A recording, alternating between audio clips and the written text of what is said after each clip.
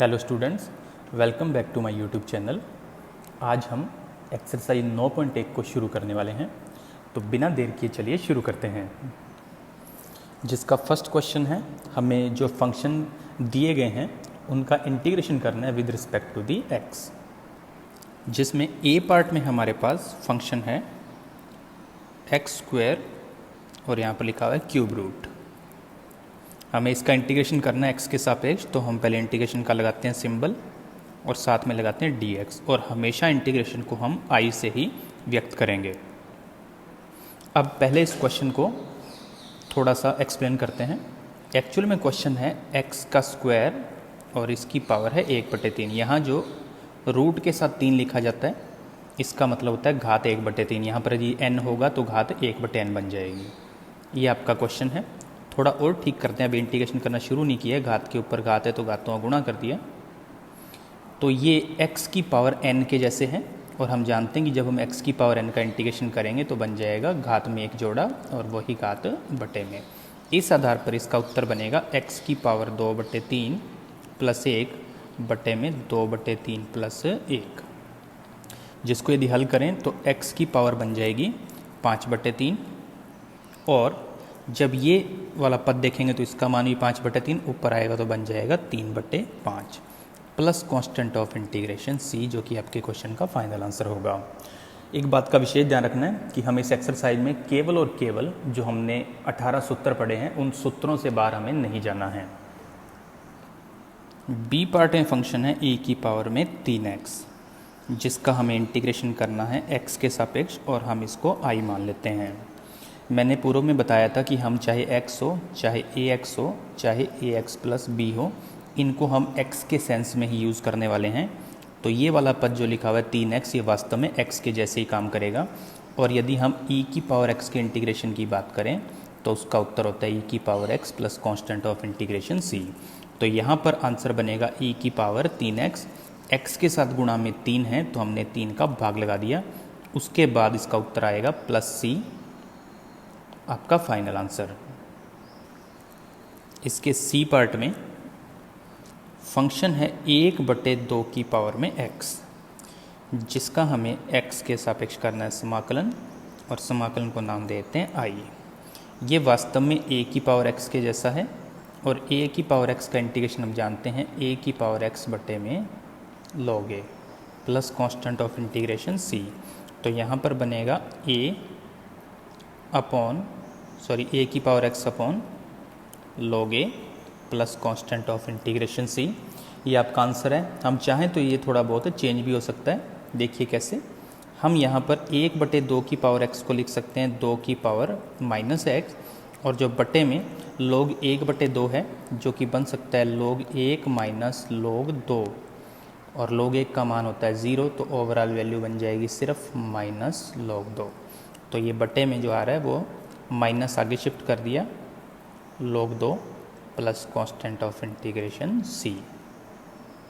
तो क्वेश्चन के अंदर आंसर को थोड़ा बहुत इम्प्रोवाइज भी किया जा सकता है। डी पार्ट में हमारे पास क्वेश्चन है a की घात में 2, फिर log जिसमें आधार a और यहाँ अंदर लिखा हुआ है x। इसका हमें इंटीग्रेशन करना है जिसको नाम देते हैं i। लेकिन हमारे पास ऐसा कोई फंक्शन नहीं है क्योंकि ये log फंक्शन है और हम सिर्फ a की पावर x का ही इंटीग्रेशन जानते हैं। हम कभी भी a की पावर fx का सीधा इंटीग्रेशन नहीं करने वाले। तो इस क्वेश्चन को पहले थोड़ा ठीक किया जाए। ये है a की पावर में, हम जानते हैं कि log की एक खास बात होती है कि घात को आगे शिफ्ट किया जा सकता है। तो ये बन जाएगा log a और ये x स्क्वायर और ये dx। अब इस पद का आधार a है और log में भी आधार a है, तो ये आपस में हो सकते हैं कैंसिल, बचेगा सिर्फ x स्क्वायर और dx। अब x स्क्वायर का मतलब x की पावर n है, जिसका इंटीग्रेशन हम पहले से जानते हैं। तो इसका इंटीग्रेशन बन जाएगा, घात में 1 जोड़ दिया और उसी घात को लिख दिया बटे में plus constant of integration c। Next हमारे जितने भी क्वेश्चन हैं उनके ऊपर सिर्फ एक लाइन लिखी हुई है कि निम्न समाकलनों के मान ज्ञात कीजिए। जिसमें पहले है क्वेश्चन नंबर 2 और उसमें लिखा हुआ है integration 5 cos x minus 3 sine x plus 2 बटे में कोस स्क्वायर एक्स और डी एक्स। इसका मतलब सीधा सीधा हमें x के सापेक्ष इसका इंटीग्रेशन करना है। हम इसको i के इक्वल मान लेते हैं। अब पहली बात कि इसमें एक से ज़्यादा पद हैं, तो पहले हम इसको सारे इंटीग्रेशन को अलग अलग करते हैं। तो 5 कोस एक्स डी एक्स 1, फिर माइनस 3 साइन एक्स और डी एक्स, फिर प्लस इंटीग्रेशन 2 और कोस स्क्वायर एक्स और डी एक्स। तो जोड़ या अंतर के रूप में यदि कोई फलन पड़े हों तो उनका हमेशा इंटीग्रेशन हमने इसी मेथड से करना है, सबको अलग अलग करते हुए। अब हम जानते हैं कि यदि फंक्शन के साथ कोई कांस्टेंट हो, जैसे यहाँ पर 5, 3 और 2 हैं, तो इनको हमेशा इंटीग्रेशन से बाहर किया जाता है। तो अगला स्टेप बनेगा 5 integration cos x D x minus 3 integration sine x D x plus 2 integration, अब ये कोस स्क्वायर एक्स को हम ऊपर शिफ्ट कर दें तो ये बन जाएगा सेक स्क्वायर एक्स और डी एक्स। अब हमने जो भी इंटीग्रेशन करने हैं वो सीधे सीधे हैं सूत्र। तो इसमें हम देखिए 5 कोस एक्स का इंटीग्रेशन होता है साइन एक्स, या आप यूं क्वेश्चन को भी हल कर सकते हैं अगर आपको कोई दिक्कत आए तो। आप ये देखिए कि ये किस चीज़ का अवकलन होता है, तो आपका उत्तर होगा साइन एक्स। फिर माइनस 3 आप पूछिए ये किस चीज़ का अवकलन होता है, तो आपका उत्तर होगा माइनस कोस एक्स। और इस हिसाब से ये किस चीज़ का अवकलन होता है, ये होता है tan x का, plus constant of integration c। हर एक के साथ कांस्टेंट ऑफ इंटीग्रेशन लगाने की ज़रूरत नहीं है। उत्तर प्राप्त होने के बाद एक single constant of integration c से भी हमारा काम बन जाएगा। अब इसको थोड़ा ठीक करें तो बन सकता है 5 sine x plus 3 cos x plus 2 tan x plus constant of integration c, आपका फाइनल आंसर। आपको जब तक 9.1 के सभी सूत्र याद नहीं होंगे, आपकी आगे वाली प्रश्नावलियों में भी आपको दिक्कत आती रहेगी। तो इसलिए सबसे पहले आप लोग 9.1 के जितने भी सूत्र हैं उनको अच्छे से याद कर लीजिए। एक बात और, जैसे जैसे मैं आगे बढ़ूँगा मैं ये बीच वाले 2 स्टेप हटा दूँगा, यानी हम ये पहली बार क्वेश्चन कर रहे हैं इसलिए मैं आपको अलग अलग करके इसको शो कर रहा हूँ।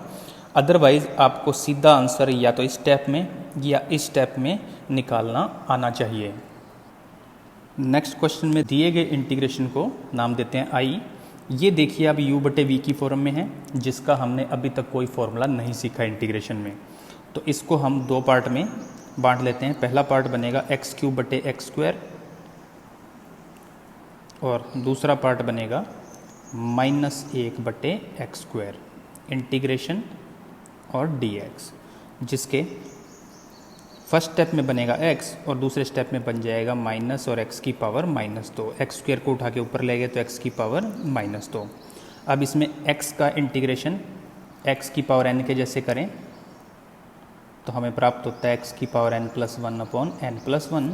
तो यहाँ पर बन जाएगा x की पावर 2 बटे में 2 माइनस दूसरा जो पद है वो भी x की पावर n के जैसा है, तो इसकी घात में भी 1 जोड़ दिया और इसकी इसी घात को ही इसके बटे में लिख दिया। इंटीग्रेशन खत्म हो चुका है तो हम इसके साथ लगा देंगे प्लस c। ओवरऑल उत्तर बनेगा एक्स स्क्वायर बटे 2, यहाँ पर बन जाएगा -1, जिसका इससे गुणा कर दूँ तो माइनस माइनस बन जाएगा प्लस, और इसका मतलब बनेगा x की पावर -1 यानी कि 1 बटे x plus constant of integration c, जो कि आपका फाइनल आंसर होगा। नेक्स्ट क्वेश्चन में फिर से दिए गए इंटीग्रेशन को नाम देते हैं आई। अब हमारे पास यहाँ पर 2 फंक्शन मल्टीप्लाई में हैं और मल्टीप्लाई वाला अभी तक हमारे पास कोई सूत्र नहीं है, तो हम लोग पहले इनको बटे में लेके जाते हैं। तो हमारे पास आ जाएगा कोस square x into sine square x और ऊपर बचेगा फिर 1 और डी एक्स। 1 के स्थान पर हम लिख सकते हैं sine square x plus cos square x, क्योंकि sine square theta plus cos square theta का मान 1 होता है। अब इसको 2 पार्ट में कर देते हैं डिवाइड।